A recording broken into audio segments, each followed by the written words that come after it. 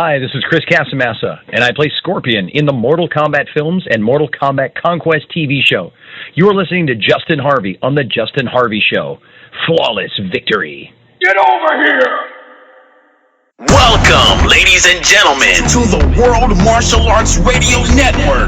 Up next, you will be listening to the USA Martial Arts Hall of Fame Show Host of the Year Award winner, the one and only Justin Harvey, producer, director, and on-air star of The Justin Harvey Show. Hello, ladies and gentlemen. Justin Harvey here of The Justin Harvey Show. This is the first show of the year, and what better way to start off the year with talking about one of my favorite subjects, which is Mortal Kombat the movie and Mortal Kombat Conquest. I have a great guest for you guys tonight. It's such an honor to actually have the actual Scorpion, Chris Casamassa, to the show. Welcome, sir. Thank you for being on the show. Oh, it's my pleasure, Justin. Thanks for having me. Oh, it's completely my honor. So, how are you doing these days, sir? I'm doing very good, staying busy with my studios and enjoying life. Enjoying life. So real quickly, give my audience some of your martial arts background and how you got involved with, the movie Mortal Kombat. Well, my martial arts background starts when I was a little kid. When I was 4 years old, my dad got me started in the martial arts, and so I've pretty much been doing it ever since. I've spent my whole life as a martial artist and trying to learn and perfect my technique. And with Mortal Kombat, actually, one of the things it's a funny story because I got that role by accident. And I was just in the right place at the right time with the right amount of talent, and because I'd always wanted to be in movies and TV shows when I was growing up. Bruce Lee was my idol, and I wanted to kind of be like him and do those things. I always thought that would be cool. So I heard about some auditions for background fighters for Mortal Kombat. I was a big fan of the game, so I was just going there to be one of the fighters in the background. You know, those guys that you see in the crowd scenes. Yeah. And so they had us doing, they just said, come up and show us some of your stuff and do some of the moves. And so I went up there and did it. I was competing out on the professional tournament circuit at the time. So I went out there and did one of my routines. And I was just fortunate being in the right place because it was the casting people that were doing the auditions. But the day I did it, the producer and the director of the film were there. And they saw what I did, and they liked it. And they asked me to come back on another day. Now, I had no idea what it was for. Like, they never told me that the role of Scorpion was open. All the people that were there, we assumed all the roles were filled. So they said, come back, 2 days from now, come back, and we want to see you do it again. And, on the day I was there for the auditions, there were a couple hundred people there. When I came back again, there was probably only about 25 of us. And, wow. They asked us to do some more stuff, and we did some more stuff for them. And then they said, okay, we want to see you one more time. So the third time I went back, they called us in. That there was only 3 of us, and so it narrowed it down from that big field down to 3 people. And they didn't have us do anything. They just kind of had us stand there, and they had a movie camera out. And at the time, I didn't know who it was, but it was the producers and the directors were there along with the camera director. And they just had us stand there. And the director came over and said, "Would you guys mind taking off your shirts?" And I thought that was kind of odd and funny at the same time. But so we did. I'm standing up. Of course, I'm trying to flex and make myself look as strong as possible. I look over to my left, and the guy on my left, he had a little bit of a belly on him. The guy on the right, he had a whole lot of hair on him. And so it was weird. They just kind of filmed us and filmed our body types. I guess we all had the right talent. And so they went into like a little football huddle after that and had a little meeting, and me and the other 2 guys are standing there going, wow, this is kind of strange. To be a background fighter in this movie, it takes a lot. And so they came out of their little huddle, and the director walked over to me and shook my hand and said, welcome to Mortal Kombat. You're going to be Scorpion. And what was your first thought when you first heard that? I mean, was you like, oh, my gosh, Well, I was a big fan of the game. Like, I really was. I loved the game, and my two favorite characters were Raiden and Scorpion. So I loved playing them. Actually, Raiden was my favorite character, and Scorpion was my backup character. And so when they said that, I'm like, wow, it didn't really hit me until I left, and I was driving home, and I just got this big ear-to-ear grin on my face, and you know, I smiled for like 3 days straight. I was so happy and so excited to be part of it. Wow, and I've always wanted to ask you, were you ever approached about doing Annihilation? Because that was one of my biggest disappointments, that they didn't get to recast you as Scorpion in the Annihilation. Well, I was recast as Scorpion in Annihilation, and what happened was it was a scheduling conflict. So between the first Mortal Kombat movie, obviously I kept working and doing other projects, and I got the role of Batman, to be Batman's stunt double for the Batman and Robin film with George Clooney. And the shooting schedule for that was set up in a way that I could do that, and we had already scheduled the Mortal Kombat shoots to be after that. So I was going to do Batman and Robin, then go do Mortal Kombat 2. Well, in the movie business, nothing ever works out the way it's originally planned. So the shoot dates for Batman got changed, and they conflicted with the Mortal Kombat 2 shoots. And I talked to Larry Kasanoff. He's the executive producer of Mortal Kombat. He totally understood. And, you know, Batman and Robin was a big budget film. I'd never worked on a $100 million film before. And, of course, I got to wear the Batsuit, which was totally awesome. But, the reason I was not in Annihilation wasn't because they didn't want me. It's just because I had booked another film and I just wasn't available. Yeah, that makes sense, because that was, like, you know, one of, you know, my biggest, you know, disappointments. And, you know, and I actually heard in an interview by my good friend Alex Galazzo that you said the guy that played Johnny Cage is actually a really, really good guy, and he actually trained with you for a while, correct? Yeah, he did for about 2 years after we finished the Mortal Kombat film. That's Lyndon Ashby, and you know, he's a really good actor, and you know, we got to talking and got to training on the set, and he wanted to continue and keep doing it, and so, you know, he kept his word and trained with me for a while, and then, you know, he got real busy doing films and stuff, and I got busy doing other things. So yeah, but he was good. He'd do it. So he you know, I made him pretty good. He's a good guy. Oh yeah, he seems like he would be a good guy. I wanted to ask you too, quick, Chris. Have you ever worked with like disabled students, like that have, you know, CP or some kind of disability? I've worked with some students that have Down syndrome. I've worked with a couple that have had CP.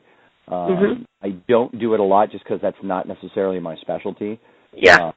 But I'm happy to help the ones that I can help that you know, that come by. Yeah. Oh, that's awesome. And I wanted to ask you, you know, the new Mortal Kombat web series that's out. Have you seen it? I have, yes. What do you think of it? It's okay. Could be better. It's okay. Yeah, I mean, they could have a better Scorpion, I think. Yeah. No, the guy that's playing it on the web series, he's a good guy, talented guy. He's just being funny. I haven't really watched all the episodes. I liked the trailer that they originally did for it. The concept behind it I thought was really neat. I was hoping they'd turn it into a film or something like that, but it just ended up being a web series, and so.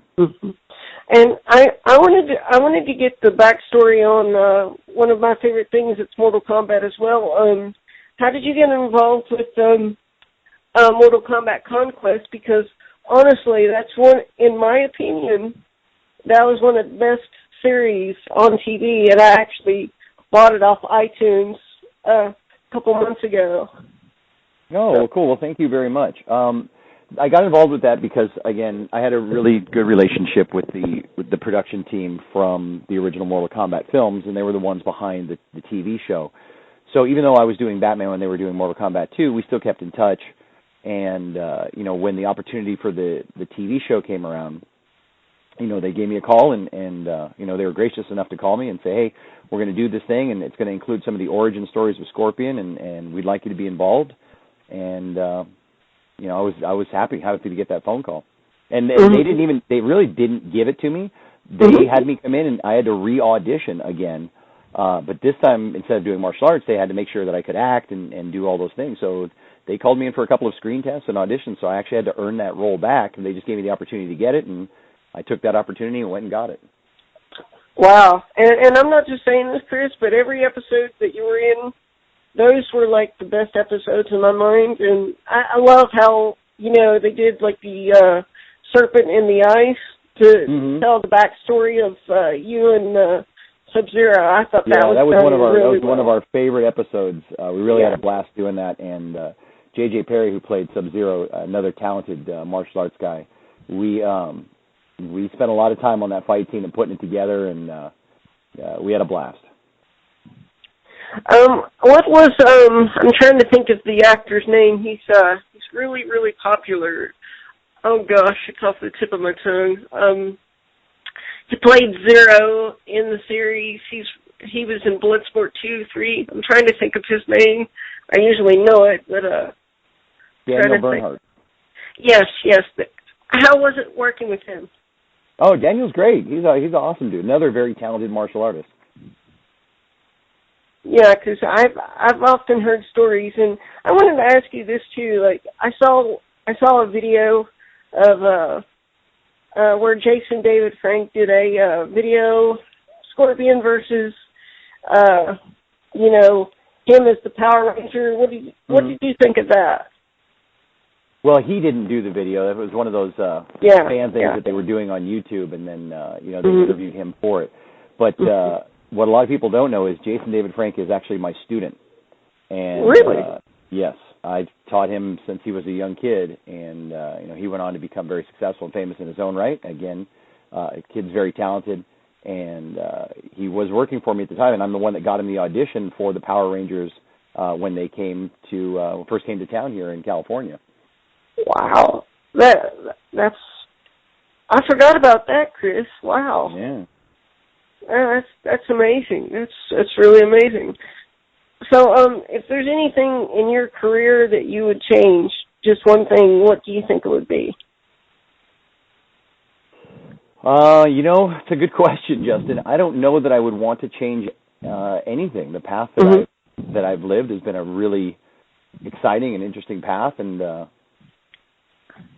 don't know that I'd want to change it. I've been having a great time, and I continue to, and when opportunities come my way, I appreciate them and try and take full advantage of them. Now, do you still do you compete in tournaments and stuff still to this day, or? Very, very occasionally I do. Once every 3 or 4 years, I get the itch to get out there and do a few things. But as I get older, not so much anymore. I like to teach. I teach people to go out and compete and train them. And yeah. Now, do you know the story behind why they didn't do a second season of Mortal Kombat Conquest? Because I had heard it was lack of funding or something to do with that. Because it wasn't lack of funding. Honestly, I don't know the entire story. I know it had something to do with the way that television royalty rights were split between, I think, Warner Brothers and some of the other companies that had it. So I think they just couldn't figure out a way to make it financially work for all the parties involved. And that's why they didn't do a second season, because they had all the scripts and everything done for it, and they were ready to rock. But at the end of the day, it's all about that money, and it's got to make sense for all the parties involved, and they just couldn't work out the details. Yeah. Now, is there anything that you can give the show that upcoming projects that you may be working on now? Because I know some stuff you can't talk about and some stuff you can, but I was wondering if you could give something. Well, they're in pre-production stages for a couple different films that'll be exciting if they get out of pre-production into it. One of them is called Raptor, which is kind of a sci-fi action adventure. It's Lord of the Rings meets The Matrix meets Mortal Kombat kind of adventure. It's a really, really well-done script, and the characters are very well developed, and there'll be some amazing action and fight sequences in there. So I'm looking forward to that one getting done. Then there also is a potential, it's in the very, very early stages of the old video game Tetris. Yes, very familiar with it, yeah. Yeah, becoming kind of like a Guardians of the Galaxy type of franchise film. Awesome, that's wonderful, and I had heard, too, that it's the 20th anniversary or something of Mortal Kombat as well. That is correct. That is correct. So maybe something special may be done for that, maybe, possibly? Yeah, I heard they might do a special limited edition, like DVD release or something like that, maybe director's cuts or something. I don't know anything definite. I know Warner Brothers is the one that's in charge of the Mortal Kombat franchise at the moment, so I'm not sure what they have planned. Okay, and since you're a very, very busy man, Chris, do you have any final thoughts for the show? And I wanted to say from the bottom of my heart, thank you so much for letting me do this, because I've wanted to speak to you for many, many years. So. Oh, well, Justin, that's very kind of you. I would just say my final thoughts for the show are keep doing what you're doing. You got a really cool show here. It's something interesting to people to listen to, around the world. And I wish you much success and happiness, and I hope your show takes off and you have millions and millions and millions of viewers and listeners. Thank you, sir. And if you ever need someone strong to join Scorpion, I'm right there with you, my friend. So. Well, thanks, Justin. I'll keep that in mind, man. Take care. Thank you. Have a good one. You have been listening to The Justin Harvey Show here on the World Martial Arts Radio Network. Be sure to tune in again next week for his latest show. Thank you for listening.